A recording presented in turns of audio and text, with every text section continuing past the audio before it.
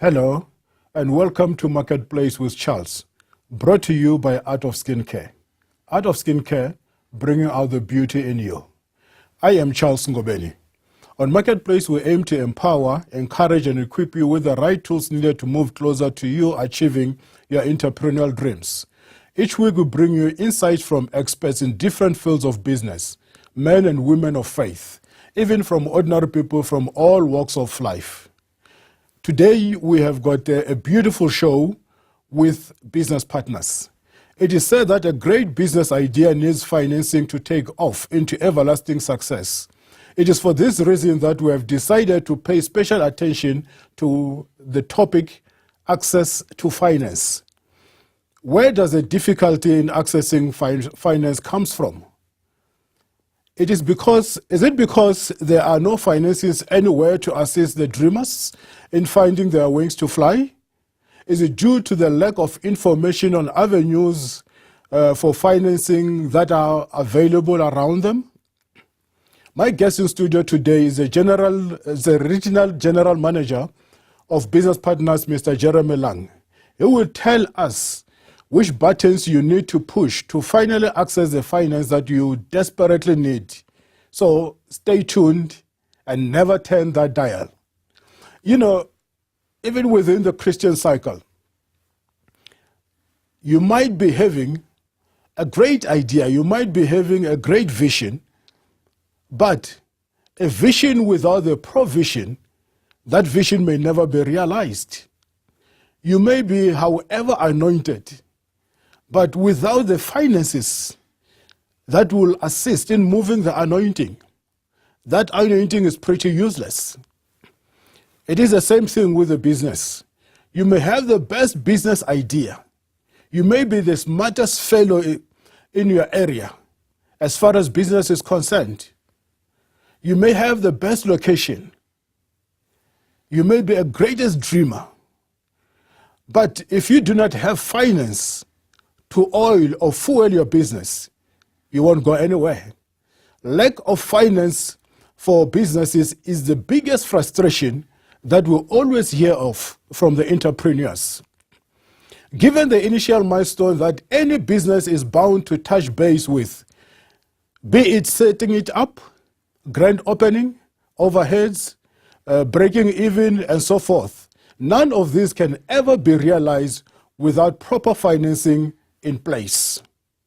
Mr. Lang, I hope you are here this afternoon to unpack this and assist the viewers out there with access to finance. Welcome to Marketplace with Charles. Charles, thank you for having me on the program, and also good day to you and to your viewers. Knowing my viewers, I know they can't wait to find out more on access to finance. Please take us through the journey. What is it that you do in your field? So I've been with Business Partners Limited for just over 10 years. I started out as an investment officer, investment manager, where I got quite involved in going out into the marketplace, finding viable SMEs and entrepreneurs to invest in, and conducting a due diligence on those investments. Yeah. I later moved on to becoming an area manager, which involved managing a team of these investment professionals, and ultimately moved up to Johannesburg about 4 years ago, remaining with Business Partners, and now heading up a business unit, forming part of the executive management team for Business Partners. And this business unit consists of a few area offices, which has a few investment professionals within them, and that covers the parts of Gauteng, the Free State, the Northern Cape, and the Northwest provinces. 10 years. It's a long time to be with one company. You know, nowadays, the young fellows, they start working, they never stick with one company for more than a year. We hope and change the jobs. Yeah, that's true. I think if I take a look at my background, I come out of a home of entrepreneurs. Both my parents are entrepreneurs. So it's always been in my blood. I grew up in a home with an entrepreneurial environment. And I always loved the space. I still have a great passion for the space. And if I was not going to become an entrepreneur myself, I was certainly going to play a role in the environment. And Business Partners really is passionate about the space. Their core focus is on SMEs and entrepreneurs, and that fits very well with what I wanted to achieve. You see, if you look into the successful, highly successful businesses, usually there's an element of persistence. You don't hop around. That's why I like your story of sticking with Business Partners for 10 years now. Because the business that are not so successful is someone who's starting a business today, you know, with a J curve. You start a business, you start making money, it will start by declining a little bit, hits the rock bottom, and then shoots up and make profits. And when you're at the rock bottom, that's where people give up. Yes, that's true. And one of the key attributes of the successful entrepreneurs is the ability to overcome challenges. It's not really about how many times you get knocked down, but how many times you get up. And entrepreneurs has to have that attribute, the perseverance, the resilience, and the ability to overcome and find solutions for these challenges. So I completely support your view on their ability to overcome these problems. Never give up.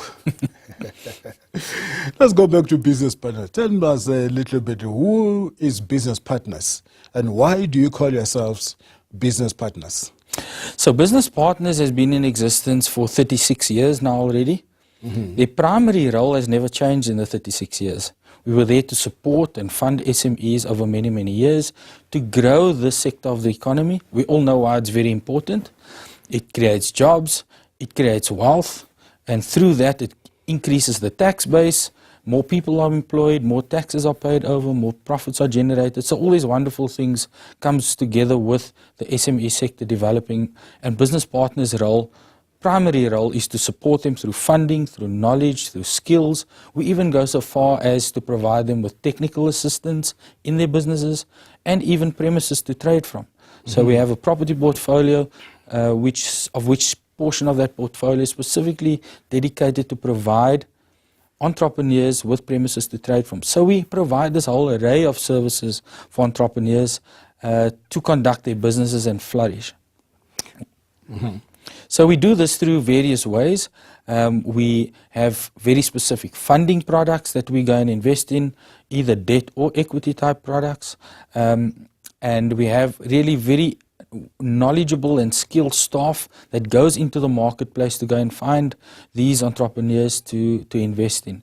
And that's really the gist of what we do. There's a lot that goes behind that. But at a very high level, Business Partners is a risk financier, a specialist risk financier, which invests in South Africa and also 6 other African countries. So we've taken our model now that has been quite successful here, and over the last 10 years started to roll that out into other African countries as well. So you're not just an ordinary financier, you are a partner in a way. Correct. So you alluded to our name a bit earlier, Business Partners Limited, and it speaks to that. We don't write out a check, turn our backs and see you when you don't pay us, but we provide ongoing support. We have a very personalized relationship through our investment professionals with our clients. We go and visit them fairly often, see where we can help, explore new opportunities. Our clients phone us to bounce. We act as a soundboard for them, sometimes even mediating between their own shareholders. They look to us to be an independent, objective mediator in their business sometimes. So that's the role, to the extent to which we get involved in our clients' businesses without taking over their business. Entrepreneurs are very emotional about their business and they like to hold on to it. They don't like other people dabbling necessarily, but from a professional distance we try and support them. Viewers out there, let's just take a short break. Don't turn that dial.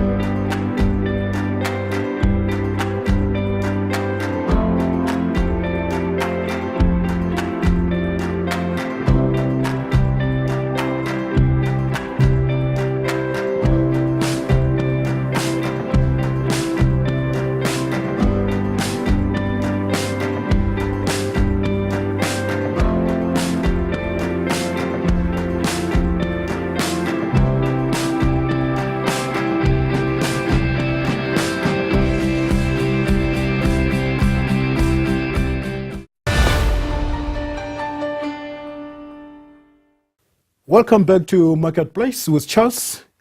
I am sitting here with Mr. Lang. Mr. Lang working for Business Partners. And we are discussing access to finance today.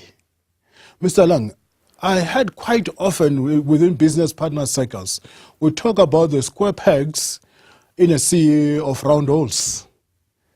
Can you take us through that? So the square pegs amongst the sea of round holes, you will also see it in our logo. It has two contexts really. Firstly, the entrepreneurs whom we serve, we see them as the square pegs amongst the sea of round holes. Why? Because they tend to challenge the norm and do things differently and not be okay with the status quo. So they are the ones whom we serve and they form part of our logo. Secondly, we see ourselves as funders and support givers to entrepreneurs, and the way we conduct our business also as being entrepreneurial and therefore also square pegs amongst the sea of round holes. The way in which we do business, we also try and be entrepreneurial. The way in which we structure our packages, we also try and be entrepreneurial. The way in which we support them, we also try and be entrepreneurial. So it speaks to the entrepreneurs we serve, but also us as an organization in the way we are entrepreneurial. That's quite interesting. You have got systems and processes in place. And you indicated that Business Partners has been in existence for over 30 years. But for you to have these systems and processes, how long did it take? Is it the same 30 years? Yes, and I don't think it's going to stop. So it's an organization that has evolved over many years through systems and processes. And one of the keys to our success is our ability as an organization to conduct a thorough due diligence, to do it quickly on a business, to process that application, consider it for approval, and the post-investment management of that client. That takes a lot of work on one client. But we've developed really good processes over many, many years that allows us to fund and support entrepreneurs and SMEs on scale. If you consider how many transactions we actually, or how many entrepreneurs we actually invest in a year, it could vary between 400 and 600, and we have the capacity to do even more. Now that is a high volume of investments for entrepreneurs in a single year, and certainly over and above the skill level within the people of Business Partners, certainly we cannot do what we do without really good systems, quality management systems and processes. You see, I hear most of the entrepreneurs, the main challenge is access to finance. They come with a business idea, but they can't still they can't get access to finance. We need to help them access to finance. What will you recognize as the challenges to failure to access the finance? That's such an important question, and one that comes up so often wherever I move around. I think the general economy or the general market of SMEs and entrepreneurs doesn't really understand, and I make a very general comment now, but they don't really understand the complexity and the landscape of our funding institutions in South Africa.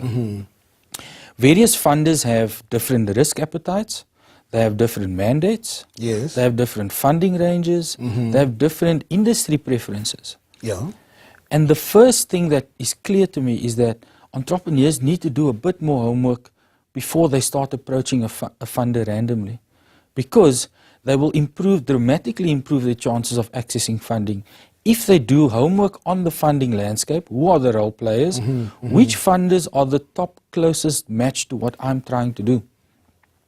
And narrow it down and really go and approach those funders first, instead of knocking on every door, putting a generic application to every door and expect it to be funded. But let's take an example. In some of the public sector funders, they are looking more for development impact, social impact, environmental impact. So if you come to them with just a commercial return, motivation with creating no jobs or no impact, you're not necessarily going to get the outcome you expect. On the commercial sector, they are looking generally, there are some exceptions, for commercial returns. So if you come there with the impact application and motivation, without showing them there's returns to be generated, you may once again get the incorrect outcome. So you need to package your application, your motivation, specific to that funder, to whet the appetite of that funder to be interested in investing in your business. Ultimately, what am I saying? You need to show them you're investable. So that's the first part. Yeah. The second part is, I'm not so sure entrepreneurs actually know when they're sitting at the table of this funder, what is actually going through the mind of this other funder? What are they looking for? Instead, they put a generic pack on the table and expect you to have a look at it and put money in it. So you really need to package and customize your application for the need of that funder. This is exactly what they are looking to fund. It takes a little bit of homework and research, and that is one of the first things that I would suggest. The second one is, am I funding ready? So what does that mean?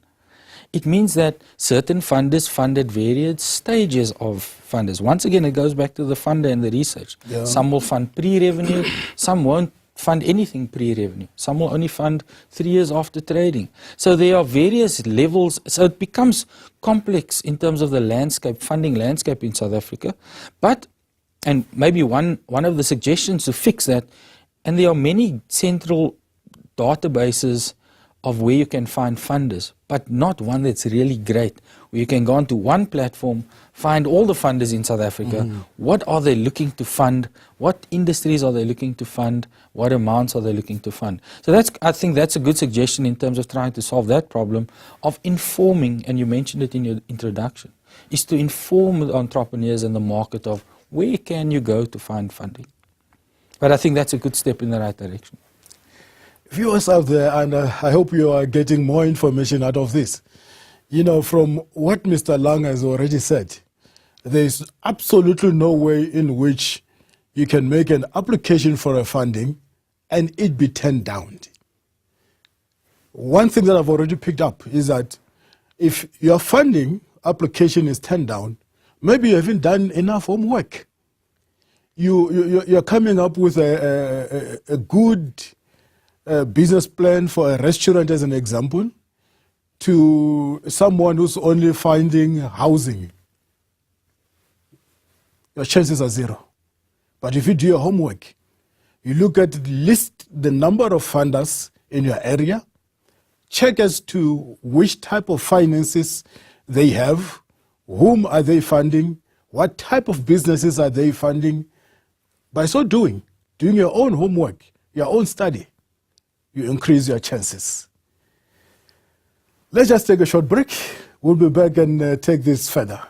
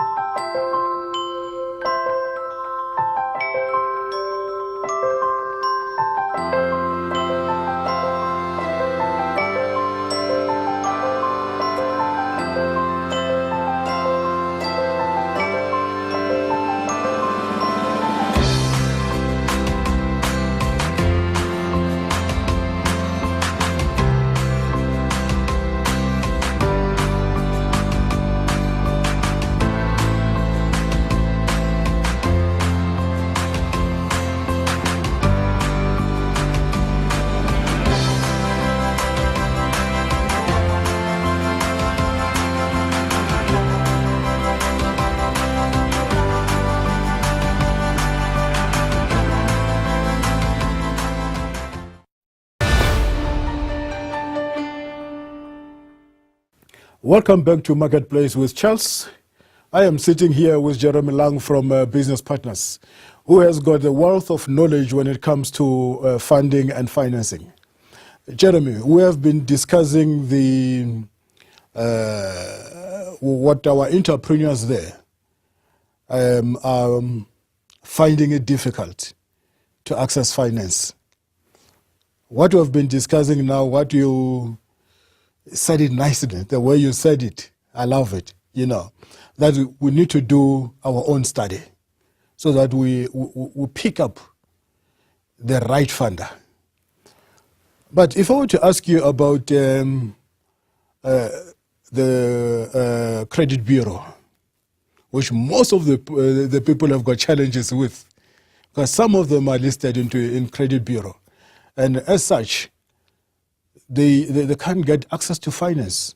What is your take as business partners on that? Yeah, that's a very interesting one. For some institutions, without even asking questions, automatically disqualify you when you have Yes. a default or judgment. Without even looking at the background and the reasons why it was like that. That's absolutely the case. With business partners, have we funded people and entrepreneurs with defaults or judgments? Yes, we have. I can raise my hand to that. But we don't do it blindly. We go Yes. and investigate. It does pose a risk. And we go and investigate. We find out why. There may be very good reasons why it's there. Either you went through a bad patch or you lost the previous business. And one can look at that even as a positive because you have learned many lessons through the process. However, if there is a behavioral trend, Yeah. so there's a trend of not paying your accounts as they fall due, that speaks to a behavioral problem, and that is something very different. So where there are very good reasons, and for some entrepreneurs, it's a surprise. They don't even know they have judgments or defaults until we inform them. But where the reasons are good and it makes sense and we are happy with it, it is not a disqualifying factor to apply for finance at business partners.